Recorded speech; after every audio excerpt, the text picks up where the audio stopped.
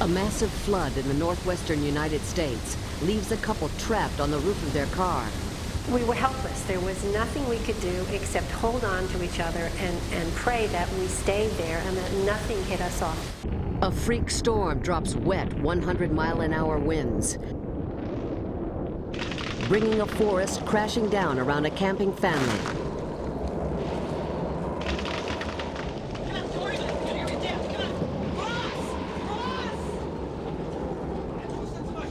And a tornado terrorizes motorists on a highway in the American Midwest as a TV crew catches it on tape. Powerful storms and the people who survive them, coming up on Storm Warning.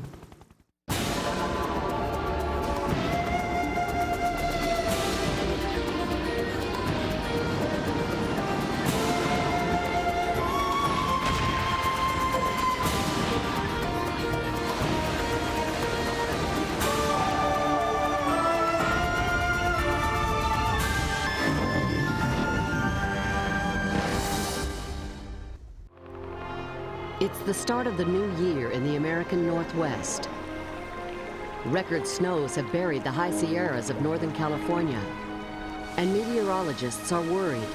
When you look at the situation we were in, we had the saturated ground, we had lots of snow on the nearby mountains, and then the potential for flooding became very real. Joe Diaz and his colleagues are tracking the Pineapple Express, a powerful tropical storm system from Hawaii, moving toward the United States. Mary Ann and Michael Ottorino have just arrived in California from a vacation in Hawaii. We had seen on the TV news this series of storms that was going through Hawaii and going towards the mainland, hitting California. Soon, the West Coast is pounded with torrential rain. It was a warm storm, so it melted a significant amount of snowpack, and all of that came crashing down the mountains, and it was a recipe for disaster. The deluge begins pouring into California's low-lying Central Valley. 20th century dams overflow into 19th century levees. Artificial riverbanks built for irrigation and flood control. In the central Sacramento Valley, it was like a 65-year flood. For the folks who live downstream, it was very significant, very catastrophic, and something that they'll never forget. We got a report that the levees started to give way. It was one levee break after another levee break after another levee break. I mean, we had water going all over this valley. People are starting to get stranded on the levees. We had so many instances where they would spot a troubled area, and next thing you know, boom, it would give way. So how do you warn those people? All over the valley, people are trying to drive out and getting trapped by the rising water.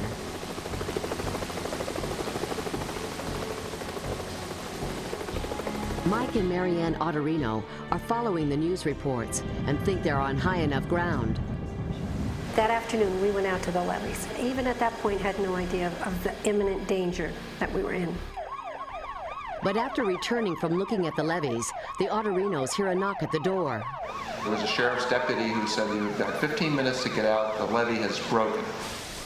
Floodwater is pouring into the neighborhood. I heard this roar of the water in the distance. It sounded like a waterfall. It was like Niagara Falls.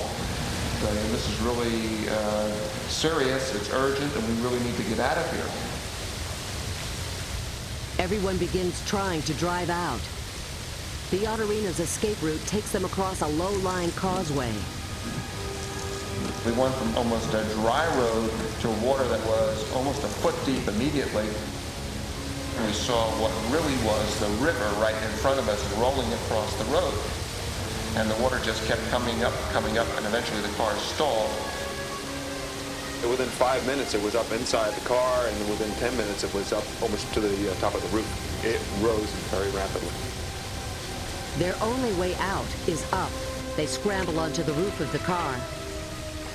As we were climbing on top of the car, the amount of water was incredible. And how do you explain 150,000 cubic feet per second coming at you? And at that point, we were waving to helicopters that were going over. Why anybody didn't come down, why there weren't boats, was very frustrating. We were helpless. When we come back, My big fear at that point was, is the car going to move? Are we going to be able to stand here? We're so close. as darkness falls and the temperature plummets, searchlights continue to miss Michael and Marianne. It was almost unbelievable because so many had gone past. We had really given up hope at this point that we were going to be seen from the air. We were helpless. There was nothing we could do except hold on to each other and pray that we stayed there and that nothing hit us off. That danger is ever present. The flood is washing out roads and sweeping everything it can downstream.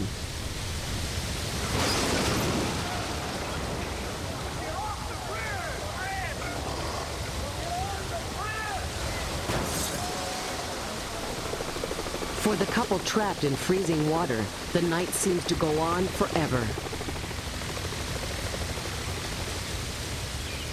But then the sun came up. It was a very different morning, very different.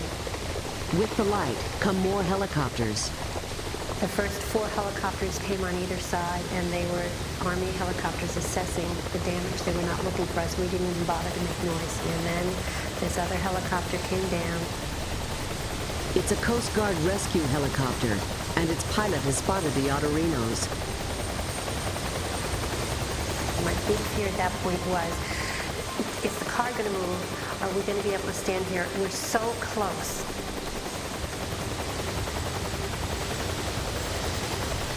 The pilot maneuvers 50 yards downstream from the stranded couple, who are still standing on their submerged car. As the rescuer is lowered, wind from the helicopter blades threatens Michael and Marianne, who are now weak from huddling together overnight in freezing water. Now we're being buffeted. The water is coming one way. Now it's starting to turn against me, and as it turns against me, I slip off the back of the car. And he's kept me alive for 12 hours together, and now I'm off into the water and wet. So at that point, he came in right after me. We just looked at each other and said, This is the moment that we're going to have to just do what it takes to swim over towards the helicopter and get underneath it. Marianne was swimming and she's doing a backstroke. Her head is partially underwater. The Coast Guard, when we were coming down, felt that she was in more jeopardy than I was, and went for her first. I put my hand out, and he reached that collar up and over my head, and it was up there. He clamped his legs around me up. It was like, yes, yes, yes, this man knows what he's doing. This is incredible. They've got to have an unbelievable talent. He was risking his life to save mine and Mike's, and it was not an easy rescue. The screams coming out of my mouth were such exhilaration and such relief. In the swirling waters below, Michael watches his wife lifted to safety. The entire drama is being broadcast live. Okay, the diver's coming back down the winch now. He said this will be the second rescue. It's still a dangerous situation. The dangerous part is the individuals, because they don't know what to expect.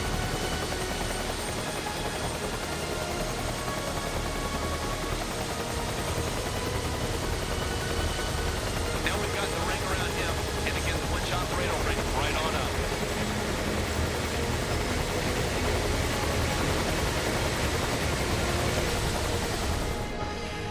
Soon the Adorinos are back on land.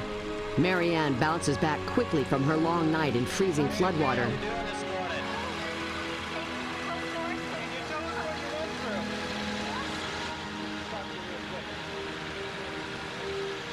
She's even up for her 15 minutes of fame. How are you doing this morning? Well, we're doing fine now. Wow, what are you feeling right now? Oh, very, very happy, very grateful. Coast Guard, California Highway Patrol did a great job. We're so happy they got to see us. And the guys did a great job getting us out of a real tough spot. Michael will recover from hypothermia. But 9 people didn't survive this immense flood of California's Central Valley. Its churning waters have caused incredible destruction. 200,000 homes are damaged or destroyed. The region has suffered nearly $2 billion in damages. Nothing can bring an area to its knees like a major weather system can, and it can do it very quickly, and it can do it so that everyone takes notice.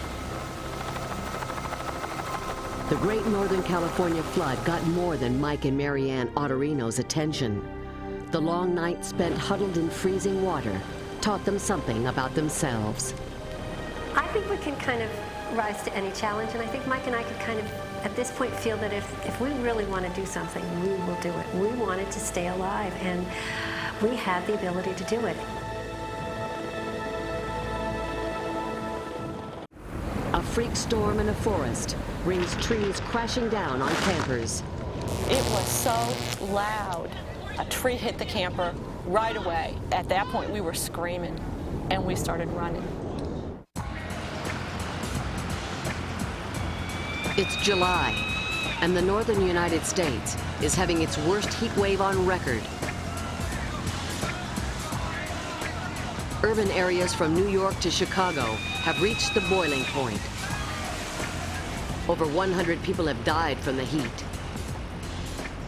And as the warmth and humidity rise from the ground to the sky, the potential for deadly weather grows.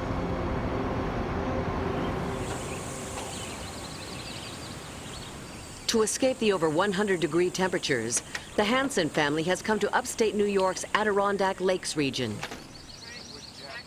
Come on, you're set up fine. Come on back. You guys got to crank up the other side first. Crank it tight. It is tight. The camper was new, and we had only had it out one time. We wanted to get out for the weekend. We wanted to go up north, packed the thing up, and got up here. Just really relaxed. That evening after we got set up, which we were still new at, it was really peaceful. Maybe you'll catch on fire again. Here's smoke. Can we move back? But even here in the woods, the heat is inescapable, and the atmosphere is loaded with the kind of humidity usually found in the tropics. My husband was sleeping in the van because it was so hot, and he had all the doors open. Night, Zach.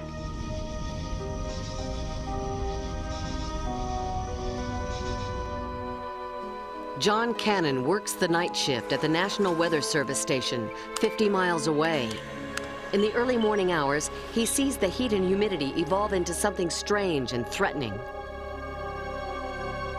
We usually don't have severe weather in the middle of the night, and we saw big plumes of clouds in the satellite photos. They were forecast to move through Ontario province in Canada. They began to take a turn into those very humid conditions into upstate New York.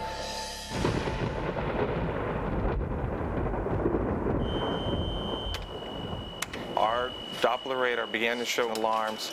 That's when we knew we were going to be in trouble.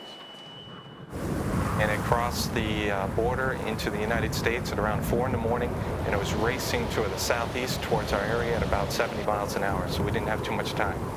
The National Weather Service in Albany, New York has issued multiple severe thunderstorm warnings for the following counties. It is a very helpless feeling to know the structure of the storm, how intense it is, and know that people are out there in the woods unprotected. As the leading edge of the storm blows down into upstate New York, an incredible electrical charge fills the air. Atmospheric pressures change drastically. I woke up and I had a headache, and it felt like pressure. And as I got up to get aspirin, I noticed how quiet it was. Suddenly, an enormous wall of wind slams into the campsite. Jake, come on, get out, come on. The forest starts falling around them. It was so loud. A tree hit the camper right away. At that point, we were screaming, and we started running. A tree hit me 6 inches the other way. I would have been dead. I would never like to see my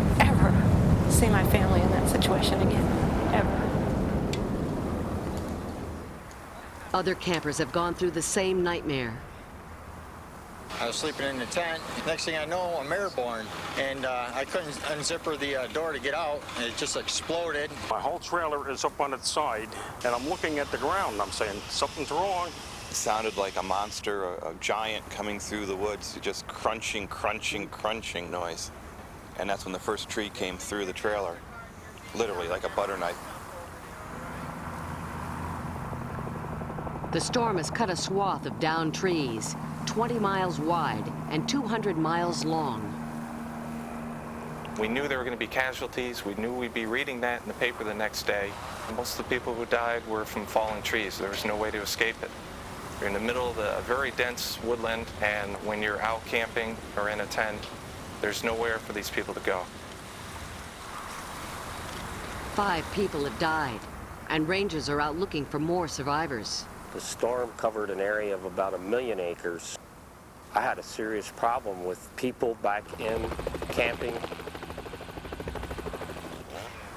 All over the Adirondack region, people are starting to assess the damage. Every tree is down, trees that are 3 foot through, and there's 7 trees on the house next door to mine. There was 1 tree on mine, 4 trees fell in the driveway. My next door neighbor, I think his home is completely ruined. At a nearby resort, scores of cars are flattened by trees. The lakeside is a disaster area. From the air, the path of the storm's destruction looks suspiciously like that of a twister. And objects have clearly been hurled at high speed. But when the National Weather Service rules out a tornado, the cause of the destruction becomes a meteorological mystery. One expert thinks it's a microburst, a severe thunderstorm with sudden powerful downdrafts. But weeks of scientific detective work reveal the culprit to be a derecho, Spanish for straight ahead. Derechos are formed by weather conditions similar to those that create tornadoes. When the warm, humid air from the heat wave collided with the dry, cold jet stream out of Canada, wet, heavy winds slammed straight toward Earth at up to 100 miles per hour. It was unusual, but not unprecedented. It will happen again. When is the big question. They had what they called a big Adirondack Blowdown in the 1950s. It happened again in the 1990s. That's 40 years. It could happen next year. It could happen in another 40 years. That possibility hasn't stopped the Hansen family, who returned to the scene of their close call with the derecho 1 year later. Despite their terrifying experience, they still love to be out in nature. But this family doesn't need to tell scary stories around the campfire. They already lived one.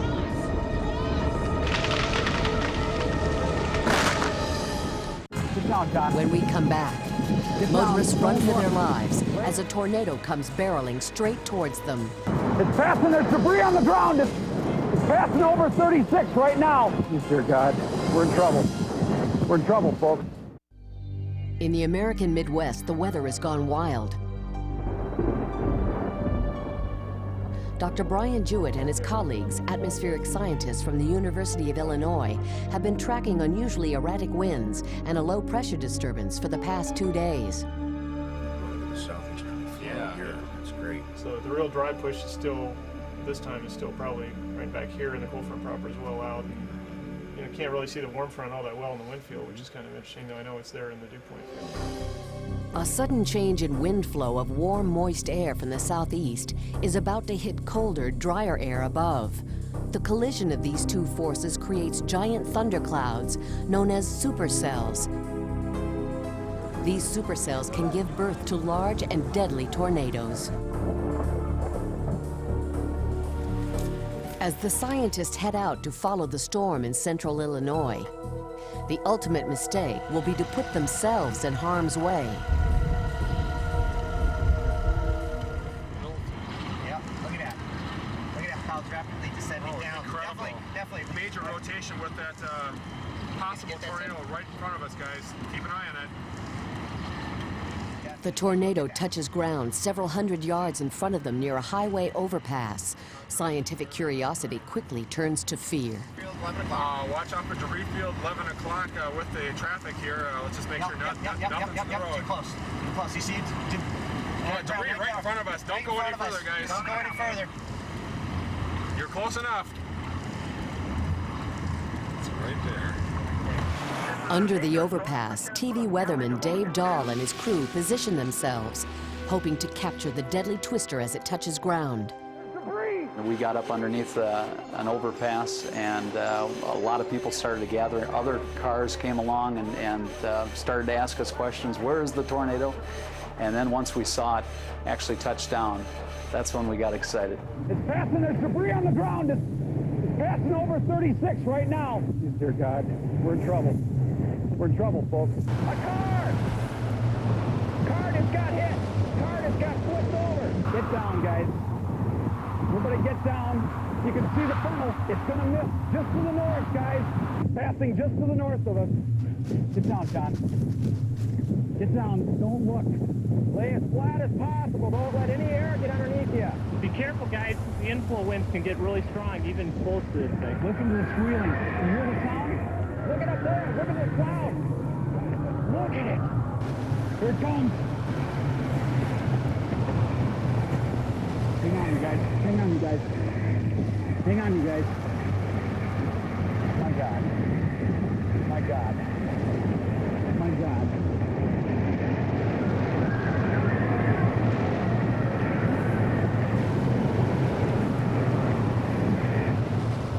It came very, very close. You could actually feel the dirt hitting your face. It sounded like squealing pigs when it first went by, and a lot of people say it sounds like a train. This was the closest I've ever been to one. As the storm crosses the highway, overturning 18-wheelers and terrorizing motorists, the scientific team and the storm chasers breathe a sigh of relief. This was a dream come true for a guy that's been wanting to get close to one. Less fortunate with the 10 counties that were hit, as the unusual weather spawned a series of tornadoes over 2 days. 1,200 homes were damaged, hundreds of them leveled. I believe the final count was 30 tornadoes, and the average, that was on one day, and the average number of tornadoes in Illinois for a year is 27. So we're talking a whole lot of tornadoes. My God.